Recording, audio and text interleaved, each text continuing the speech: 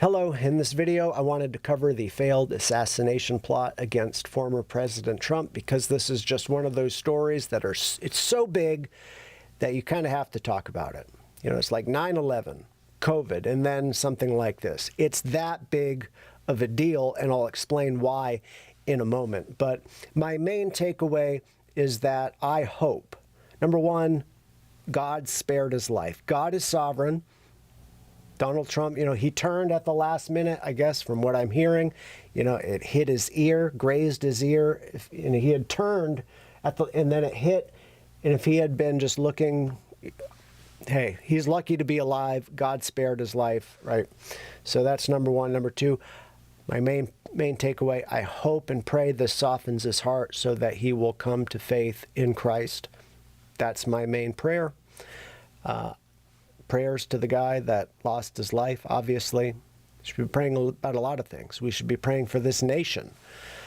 As a pastor, I was not able to really talk about it in church on Sunday because we had visitors, we had a packed full service, and there wasn't any time to bring it up. And I'm not going to change my sermon because of this, but I did mention it as a matter of prayer, and we held a special prayer time before church just for this. So we did pray about it, and this is something that a lot of Christians are troubled by.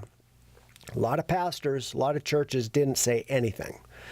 Matter of fact, there's an article on Protestia right now. A guy named Todd Starnes, he says, if your pastor didn't bring this up on Sunday, you should find a different church. You should leave your church. He says this is there is tremendous spiritual warfare being waged in this country. He said this is no time for limp-wristed woke evangelicals.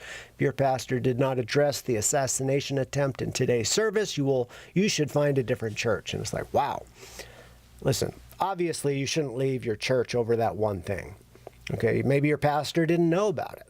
It's hard to believe, but Or maybe, hey, listen, you shouldn't leave your church over one thing. You shouldn't leave your church unless the leadership is, incompetent or teaching false doctrine or something. But at the same time, if there's a pattern of behavior, if your pastor's not addressing the issues of our day, if he has the fear of man, maybe if there's a pattern. He mentioned George Floyd in 2020. He mentioned Black Lives Matter in the protests, and he was favorable or kind of pandering for that stuff, but he wouldn't say anything about Trump. Like if there's a pattern like that where he's kind of caving into the world's agenda, but he won't mention Trump because he's afraid to mention Donald Trump's name because someone might get upset. If there's a pattern like that, okay, that's different. Or if your pastor just refuses to address the issues of our time. I could see leaving a church for that reason, but, we want to, hopefully we all want to come together and not let this type of thing further divide us. However, this is the reality of it. It will further divide, and it has already.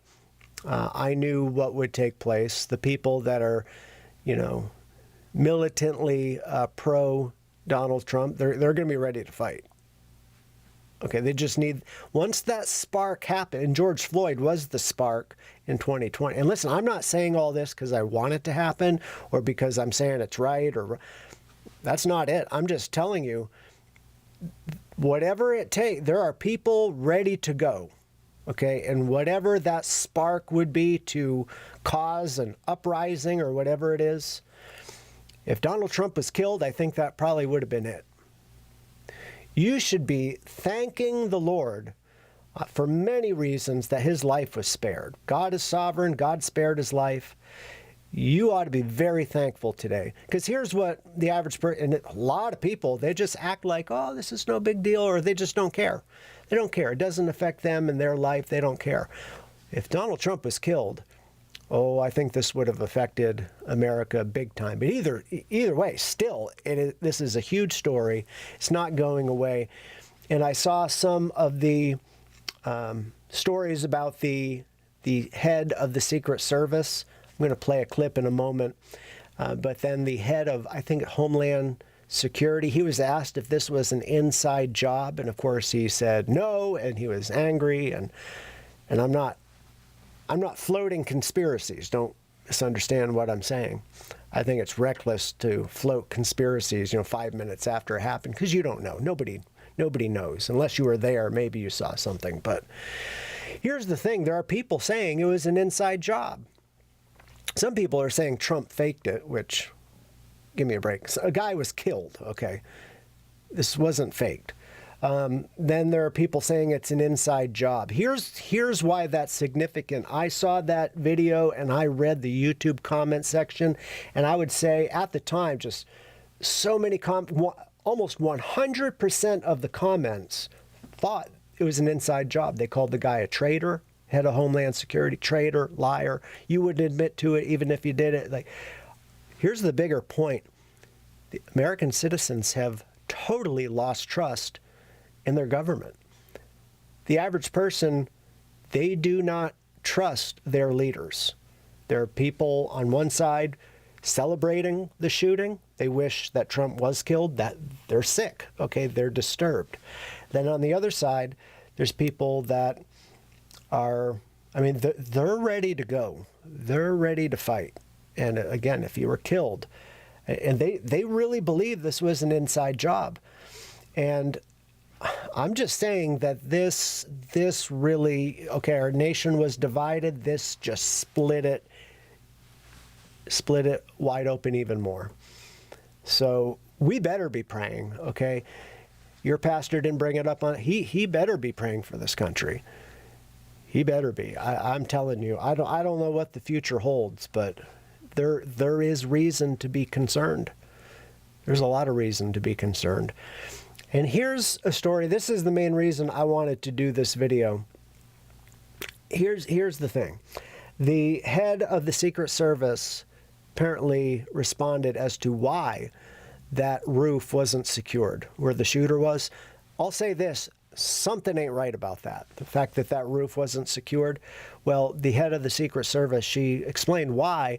And well, it's a slanted roof, and that would have been dangerous for the agents. Well, what about Trump? What about it being dangerous for him to leave a clear shot open?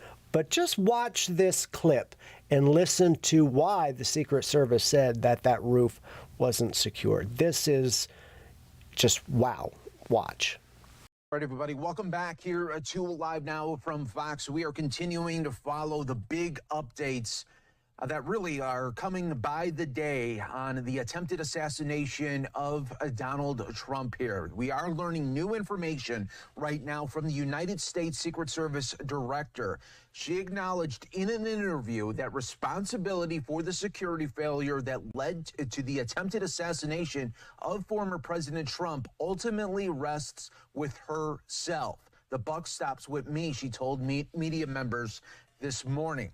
The director acknowledged the incident should have never happened and confirmed that the shooter, Thomas Matthew Crooks, had been identified as a person of interest, but by the time Crooks was located, it was too late to stop his bullets. The shooter was actually identified as a person of suspicion, she said. Unfortunately, with the rapid succession of how things unfolded, by the time that individual was eventually located, they were on the rooftop and were able to fire off at the former president. She also said that Secret Service was aware of the security vulnerabilities presented by the building. This is big news. This is big updates right here. They say that Crooks took a sniper's position on to aim at Trump. However, a decision was made not to place any personnel on that roof. Again, the Secret Service director is saying a decision was made early on not to place any personnel on the roof. That building in particular has a sloped roof at its highest point, she said, and so there's a safety factor that would be considered there that we wouldn't want to put somebody up on a sloped roof. So that is the reason the Secret Service is saying they didn't have any snipers or any Secret Service members on top of that roof because it was sloped. They were worried that it was sloped. Well, here's what happened. The shooter didn't care that the roof was sloped. The shooter wanted to kill Donald Trump. And this is what this investigation will continue to unfold here. But again, Secret Service saying they didn't want to put anybody on top of there because of a sloped roof. They said the decision was made to secure the building from the inside. So they had personnel inside of this building, but not on top. And that is going to be very shocking for so many people as the days continue to come and we get more information on this terrible, terrible incident that almost took the life of the former president. Okay, so that story, I'm telling you what, that something's not right about that. Something's not right. But I just wanted to say a few things, address this issue. There's so much we don't know, I suppose, and we don't want to pretend we know things that we don't. But my number one takeaway is that this whole ordeal would soften Donald Trump's heart and that the Lord would save him through all of this. That's my prayer, and I hope this video was helpful. But thanks for watching. Till next time, may the Lord be with you. Have a great day.